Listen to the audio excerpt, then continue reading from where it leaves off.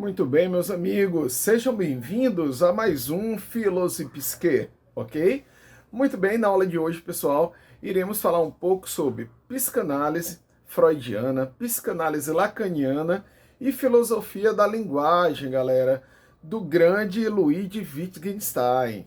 Bom, gente, o ano já está acabando, vamos para a nossa última aula de revisão para vocês.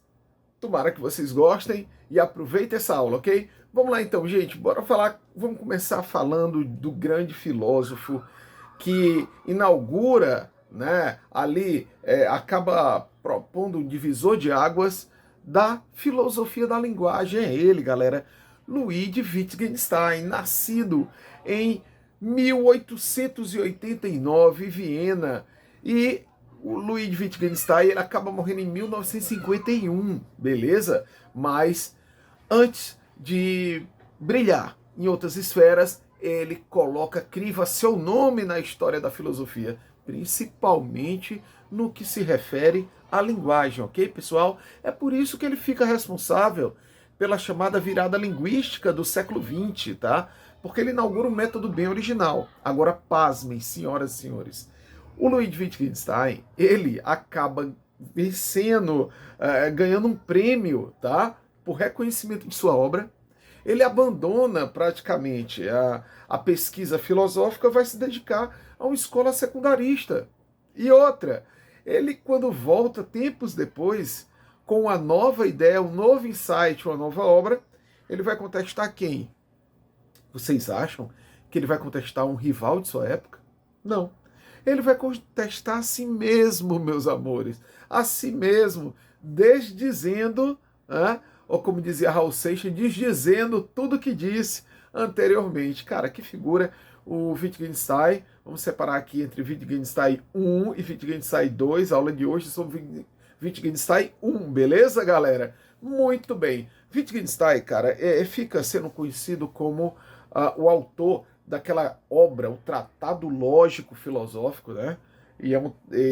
Onde ele tem uma máxima que diz o seguinte: ele fala, os limites da linguagem são os limites do mundo, né? O Wittgenstein ele começa numa pesquisa ontológica, uma pesquisa que vai pesquisar o ser, como as coisas são como são, como renomear as coisas, tá? E aí ele começa afirmando, ele coloca uma premissa de que o mundo ele é feito de fatos, né? O mundo ele é feito de fatos atômicos, ou seja, tudo que acontece de fato acontece porque existem esses fatos atômicos, esses fatos minúsculos, ok? E a linguagem ela vai servir para quê? Ela vai servir como representação do mundo, beleza? Desse mundo material. Nós acabamos por fazermos representações. E é aí que entra o papel da linguagem, né? A linguagem vai representar a realidade, ou seja, vai representar o mundo, beleza?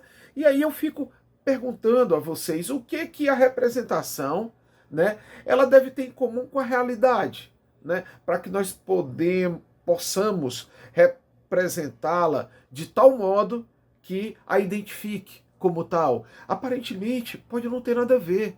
Aparentemente, você pode pensar, poxa, Valber, como assim? Como é que a linguagem ela vai dar conta de toda a realidade? Porque, afinal de contas, à primeira vista, essa proposição ela não parece ser viável. Ela não parece ser viável quando se diz que a linguagem ela vai servir para representar a realidade. Mas aí eu coloco assim um questionamento, né? Eu que gosto muito de música, eu fico dizendo, tá, mas como é que as notas de um violão pode representar a música?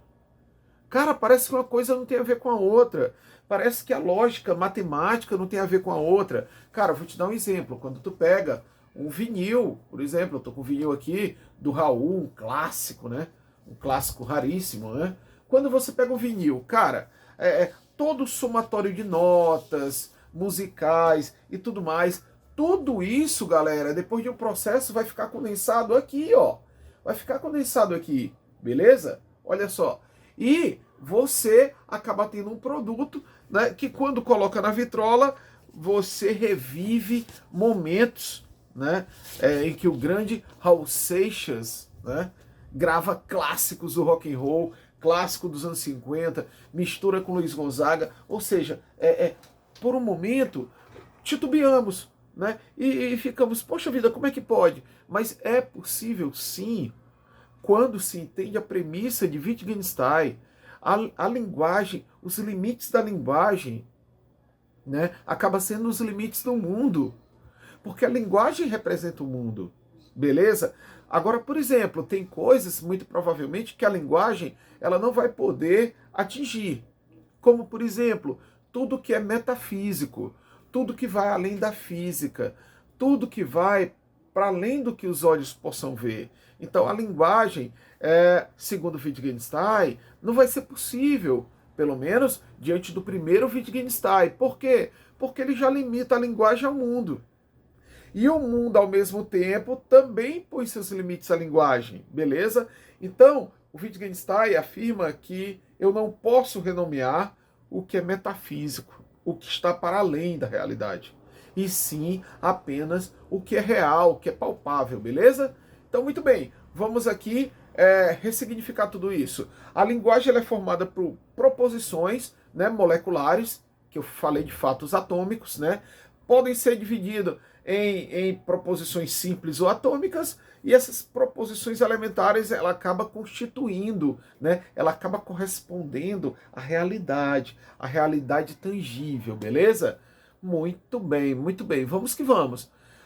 Gente, como saber se algo é verdadeiro ou falso? Tá? A veracidade e a falsidade da representação, ela acaba consistindo na concordância ou na discordância do seu sentido com a realidade. Daí, o Wittgenstein, galera, dizer que os limites da linguagem são os limites do mundo, porque eu tenho que comparar com algo que é palpável, visível, ok? Deu para entender isso aí? Então é muito importante você assimilar essa tônica de Wittgenstein, beleza? Muito bem, vamos passar adiante. E o grande pensador Reale acaba dizendo assim: a realidade representável pelas proposições parece se reduzir à realidade empírica. Parece não, cara pálida. Se reduz à realidade empírica, porque é a realidade do mundo, é a realidade que pode ser testada, né? O Wittgenstein, ele tem um método, esse método é muito claro, né? Tá ali dentro da ciência, beleza? Tranquilo? Quanto mais forte, quanto mais rica for a linguagem, né, com muitas palavras, maior serão as possibilidades de pensamentos e produção de ideias. Tudo bem? Agora cuidado. As ideias, elas podem nos confundir, certo? Aí vai me lembrar muito a questão, uma questão lacaniana, inclusive, né? Ou então, me lembra muito a questão de David Hume, que diz o seguinte: as ideias são como impressões, né? E você pode montar uma ideia, você pode montar uma crença. E essa crença, ela é apenas uma crença, ela pode ser desfeita. O Wittgenstein, na linguagem, não. Ele deixa tudo fechadinho, tudo dentro de uma lógica. Os limites da linguagem são os limites do mundo. E por si, o mundo em si mesmo acaba limitando a linguagem, né? Por quê? Porque a linguagem está relacionada a fatos empíricos, beleza? Pegou a ideia aí? Muito bem, muito bem. Sempre evitando o que está para além. Evitando as coisas metafísicas, como alma, espírito, Deus, beleza? Muito bem, muito bem. O Wittgenstein, pessoal, nessa primeira fase ontológica, ele está muito mais preocupado com a estrutura, tá? Ele está muito mais preocupado com a estrutura formal da linguagem. Enquanto a segunda fase, ela vai enfatizar uma dimensão muito mais pragmática, é a aplicação da linguagem, tá bom, gente? Ou seja, é o contexto onde as palavras são usadas, né? É onde acabamos por estabelecer o sentido das palavras, né? Wittgenstein, galera, é genial, beleza? E vamos que vamos falar um pouco mais. Tem uma frase bem interessante que ele diz o seguinte: só posso descrever o mundo dentro dos limites de minha linguagem. Ao mesmo tempo, né, é exatamente o mundo que que limita a minha linguagem, né? Eu tanto posso descrever o mundo pelos limites da minha linguagem, quanto o mundo, ele por si só, acaba limitando minha linguagem, beleza? O que está para além do mundo, não se discute. Wittgenstein não vai colocar o seu crivo de veracidade, beleza? Agora, galera, eu chamo vocês para abordar um tema, e assim, vamos fazer um ping-pong, digamos assim, com a psicanálise freudiana e lacaniana, porque Lacan, cara, Lacan foi incrível. Lacan, ele acaba misturando os elementos da linguagem com a psicanálise, né? Ou seja, ele acaba por ampliar o olhar da psicanálise, beleza? Eu não estou falando de superação do Freud, não é isso. Freud não foi superado por Lacan, mas o Lacan ele dá uma contribuição profunda à psicanálise, né? Inclusive o Lacan, no final da vida, dizia o seguinte, dizia para os seus discípulos, né? Dizia assim, olha, se vocês quiserem ser lacaniano, problema é de vocês. Eu sou freudiano, né? E sempre serei. Enfim, Lacan, ele acaba brincando com essa questão, né, dos lacanianos, dos freudianos, até porque, pessoal, Lacan, ele tinha um vocabulário muito rebuscado. E graças, né, a um genro dele, que ele praticamente reescreveu os seminários. Os seminários foram gravados pela TV francesa, o que equivale à BBC de Londres, né?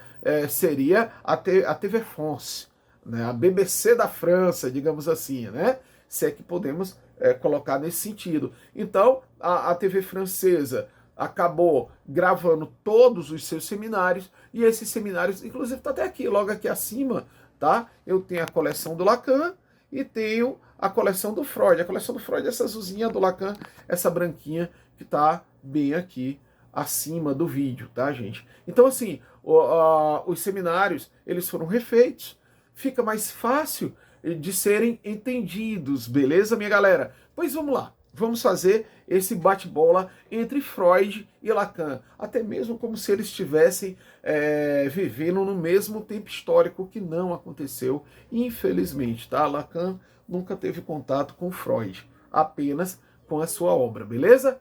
Muito bem, vamos que vamos. Galera, o Freud, ele coloca o mundo de cabeça para baixo, porque ele vai afirmar que as crianças já possuem a sua sexualidade. Cuidado com o entendimento, tá? Sexualidade aqui não é sexo. Sexualidade aqui, no sentido freudiano, seria a energia vital. Tudo que coloca o mundo em movimento, tá bom, pessoal? Energia vital. Sexualidade, diferente de sexo, beleza? Muito bem. Para Freud, gente, nós temos o consciente e o inconsciente. O inconsciente seria essa zona muito mais profunda do nosso eu, que inclusive depois da primeira tópica, o Freud faz uma segunda tópica e ele acaba dividindo em três: o ego, o id e o superego. Esse foi o tema da nossa primeira avaliação, né? Fizemos uma aula especial somente sobre isso. Agora vamos aprofundar um pouquinho sobre essas questões. Ô Valber, e o ego, o id e o superego, né? O ego, ele tem duas, digamos assim, duas estações, o consciente e o inconsciente, tá? Existe o ego consciente e o ego inconsciente. Esse ego que ele é construído nas fases psicossexuais.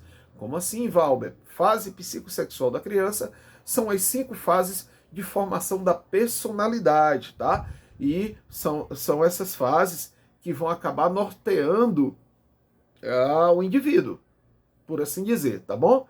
Então, vamos falar um pouquinho dessas 5 fases. Mas, vamos lá. Primeira fase é a fase oral, é aquele momento que o bebê, ele acha que é a extensão do mundo, né? O bebê ele tem muita relação com o seio materno. Eu chamo de fase mágica. O bebê chora, a mãe coloca o seio. Pode ser para que ele possa se alimentar, pode ser para parar uma dorzinha de barriga, ou pode ser ao menos para que ele sirva de consolo, de alento, né? Que ele coloque a cabeça, que ele descanse, enfim, que ele se distraia. No entanto, a criança, na sua formação inconsciente, ela ainda se confunde com a natureza. A criança ainda se confunde com o mundo, porque ela chora, vem o seio. É como se ela tivesse um poder mágico, ok? Muito bem, lá pelos 2 anos de idade, a criança entra numa segunda fase, chamada de fase anal. Essa fase anal, pessoal, é uma fase muito importante. Para Freud, a formação do ego. E toda essa formação, ela se dá a nível inconsciente, beleza, minha galera?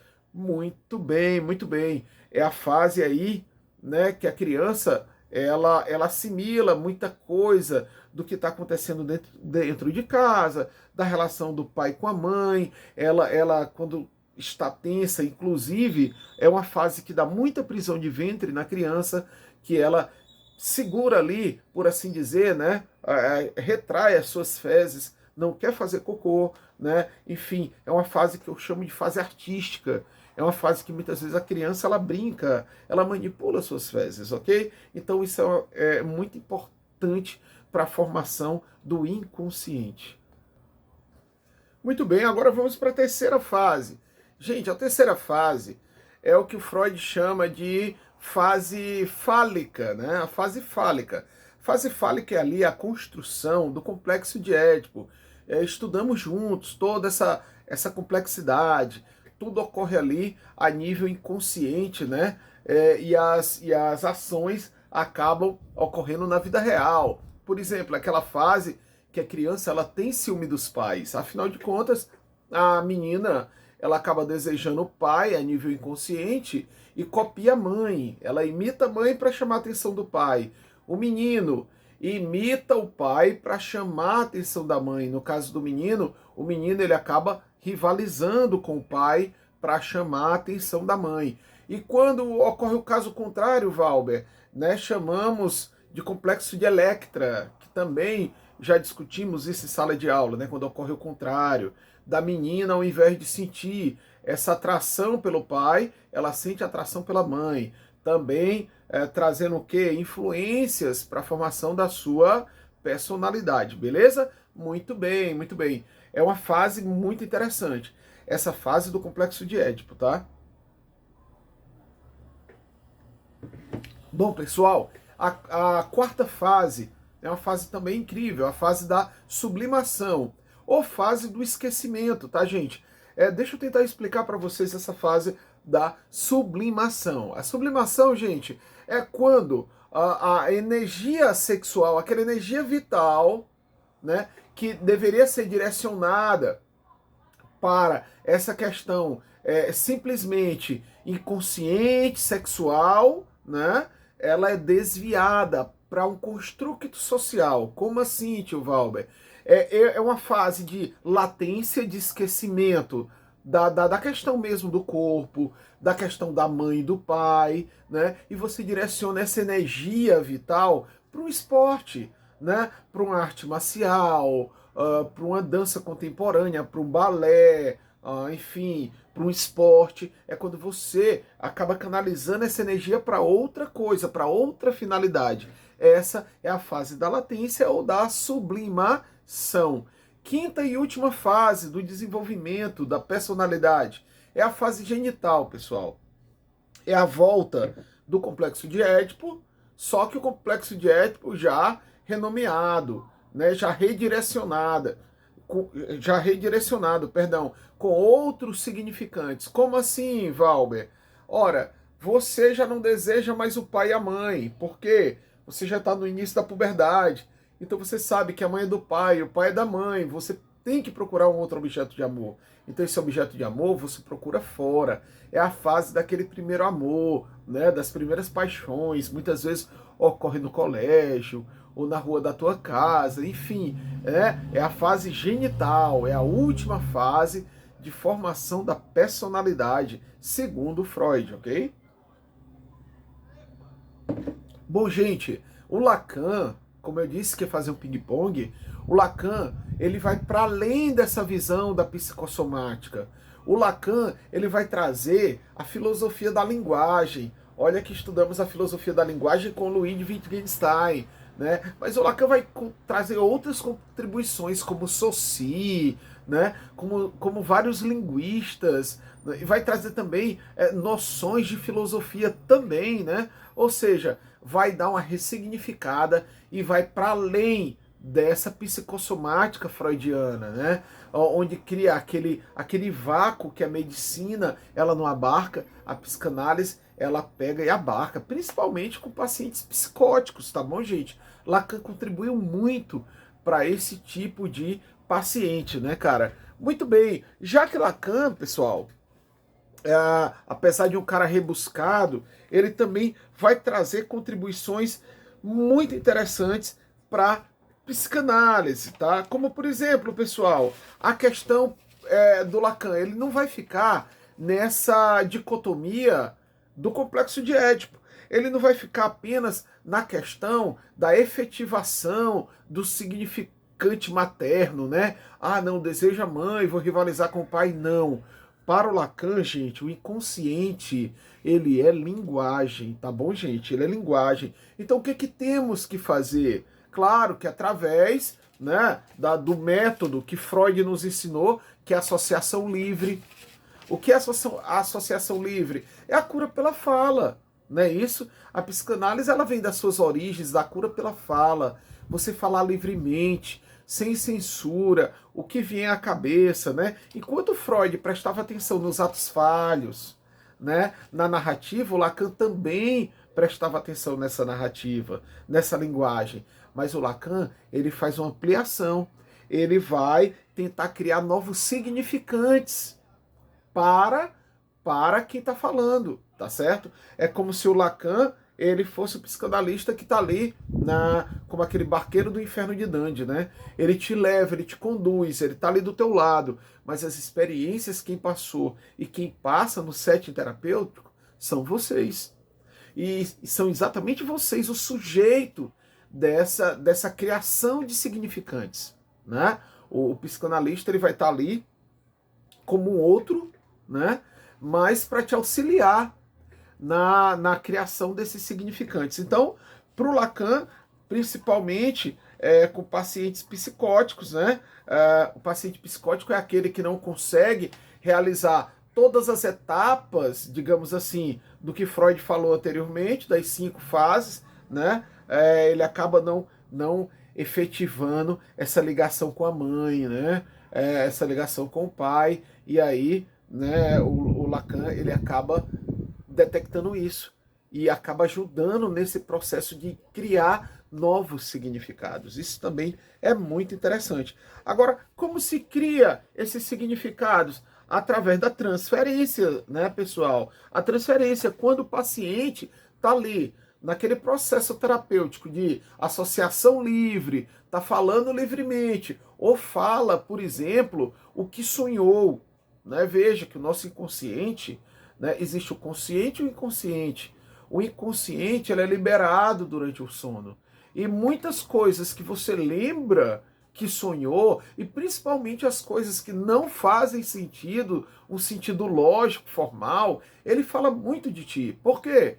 Porque na visão lacaniana, tu vai criando novos significados, ou seja, novos significantes e novos significados. Veja uma coisa que aparentemente não tem muito a ver com a realidade, tem tudo a ver com a tua realidade, né? O inconsciente ele acaba liberando. Agora, libera como? Por isso que a psicanálise ela reconsidera o lado onírico. O lado onírico, pessoal, é o lado dos sonhos, né? E os sonhos, segundo Lacan, são projeções de desejos, né? O Lacan, na sua teoria das fantasias, ele vai afirmar o seguinte, né?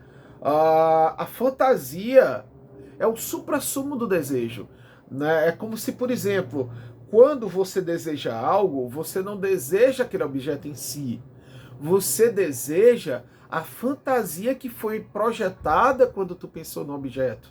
É por isso que muitas vezes nós corremos atrás do que queremos, quando temos aquilo, não queremos mais. Desistimos. Aquilo já não é mais interessante pra gente. Por quê?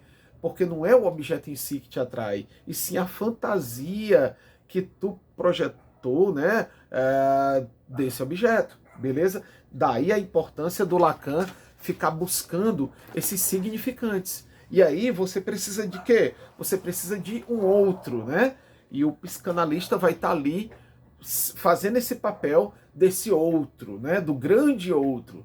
Porque no final das contas, você acaba, né, o teu eu acaba se refletindo no outro. Em duas formas de outro. No grande outro, do psicanalista, aquele que te conduz, aquele que... E um outro que é você mesmo, que você se baseia, tá? Então Lacan, ele trouxe essa questão da linguagem para a psicanálise, juntando Freud e as suas teorias lacanianas, né? Não é à toa que Lacan se considerava um freudiano. Bom, gente, eu espero que vocês tenham gostado dessa revisão e até a próxima. Fui!